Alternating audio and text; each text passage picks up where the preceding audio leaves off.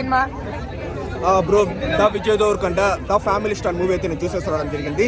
Movie గురించి చెప్పాలంటే నాకైతే బిలో యావరేజ్ అనిపించింది. అంటే బ్రో అంటే నేను ఏం ఎక్స్పెక్టేషన్స్ లేకుండా వచ్చినానమాట. కానీ నాకు వచ్చేసి బిలో యావరేజ్ అని ఏంటంటే మూవీ స్టార్టింగ్ బాగానే ఉంటుంది అనమాట.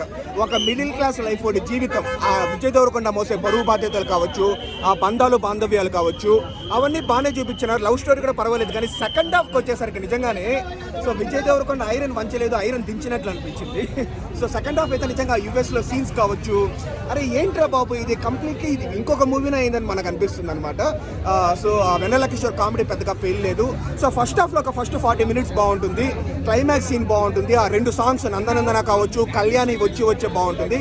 రిమైనింగ్ అంతా కూడా నాకు బిలో యావరేజ్ అనిపించింది. ఓవరాల్గా ఒక బిలో యావరేజ్ మూవీ.